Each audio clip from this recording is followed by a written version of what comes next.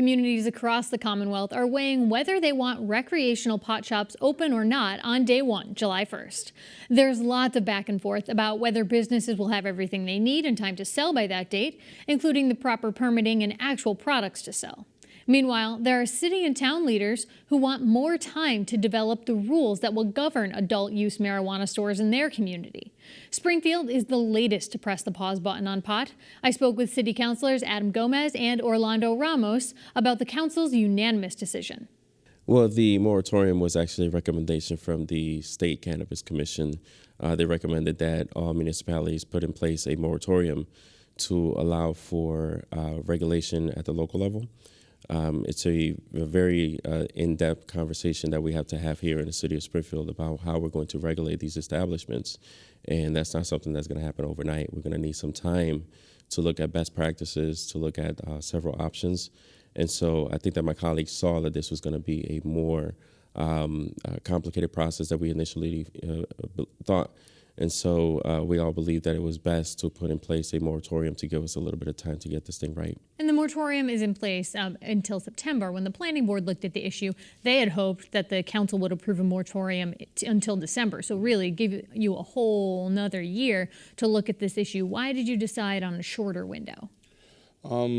At the subcommittee level, we spoke to planning and to legal, our solicitor.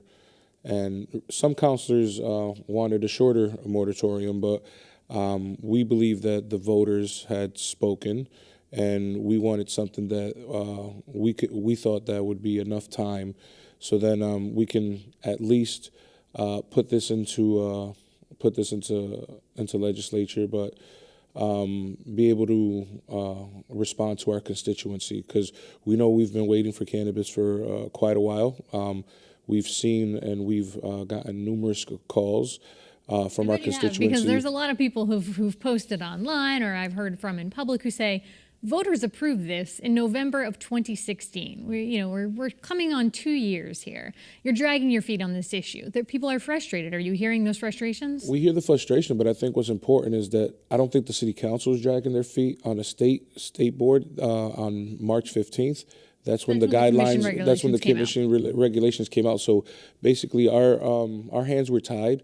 It's not like we could have opened these recreational facilities up without understanding. Even July 1st is the first time that recreational marijuana facilities will even be allowed to open their doors through the permitting process. Only 75 of them within the state. But if the city had been looking at this issue from date of passage, you could be ready to go July 1, I think is what people are saying. I believe essentially with the guidelines that were released, people weren't really understanding that there's 9 different licenses that you can acquire.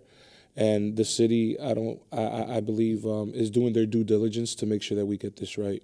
So let's look at nuts and bolts. Some of the other cities and towns that are looking at this issue too. Springfield is not alone here. Let's be very clear about that, right?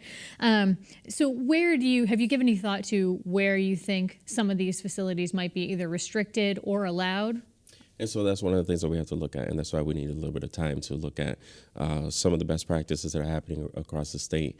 The recommendation that was given, actually the zoning that was proposed at the state level, was that they give us some basic guidelines as to where they cannot be located, for example, within 500 feet of a school, that sort of thing. And so we have to look at whether or not we want to restrict that even more. Is it necessary, to restrict the number of establishments that we want in the city? Because the state law also allows for municipalities to restrict the number of establishments. So there are several things that we have to consider. And again, that's one of the reasons why we needed this moratorium in place. Yeah. What about public safety issues? That's another thing we've heard about in other communities. Any thoughts on that thus far? I know you're at the beginning of this, but you might have personal thoughts on this. I would say that we've already built a public safety plan with the Health and Human Services. They created a board when it came to medicinal, and I think moving forward with planning, I think that creating these agreements with some of these recreational facilities that. With Commissioner Barbieri and some of our other officials, that we can create some awareness to understand that some of these businesses would comply with what is it that the council and our officials are looking for when it comes to public safety to make sure that they're safe and the community around them are safe.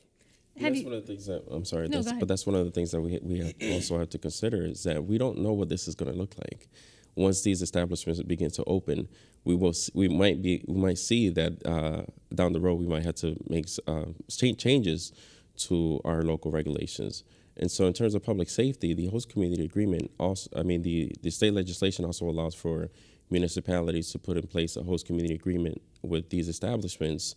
And we can put language in there to ask for a 3% in addition to the sales tax. Those will be directly tied to whether or not there will be an increased need for public safety officials to monitor those facilities. Well, what about that, looking at what the percentage of the tax might be? There's economic development opportunity here for the city too. And I know that you're on the Economic Development Council, or subcommittee rather.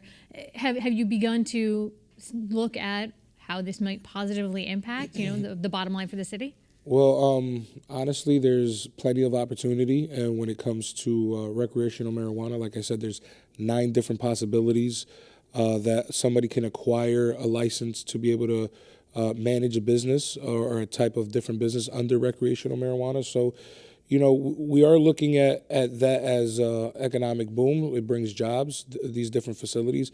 But what type of facilities can we operate within the legalities of the municipality? I think that, there's other things and spinoffs that will come to Springfield.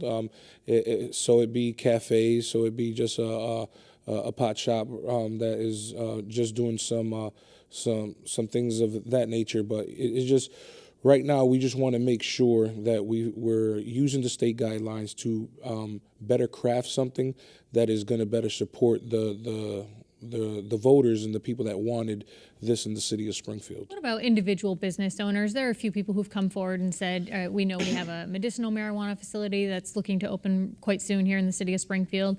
Have you heard from other business owners who said, we're interested to get into this? And have they started a dialogue with any of the council members yet that you're aware of?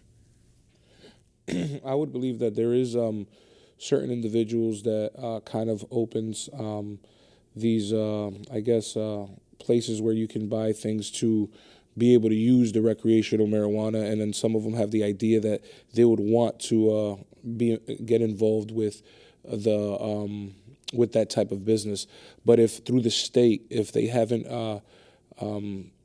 Procured the license, which just opened up at the beginning of April. Right. So then they have some time to make sure that they fall under the guidelines. But there's only about 119 that are registered and known by the state to be looked at as possible people to get those licenses, that are 75 that are going to be issued this first year.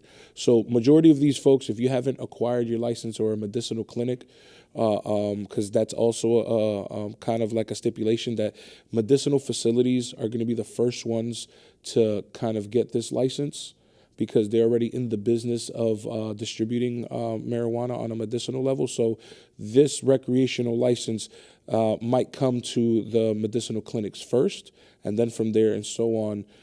Some of these folks would have to wait probably another fiscal year to get their licenses, because they need to be on their second tier to be able to acquire this license also. Very quickly, where does the council take this next to make sure you meet the deadline you've now set?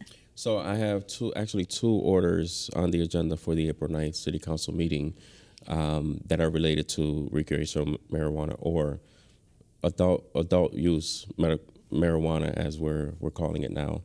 One of them is the exception of, or in order to accept the 3% tax that will be coming before us on April 9th. And we also had to make some changes to our current ordinance that talks about tobacco smoke, and to include marijuana.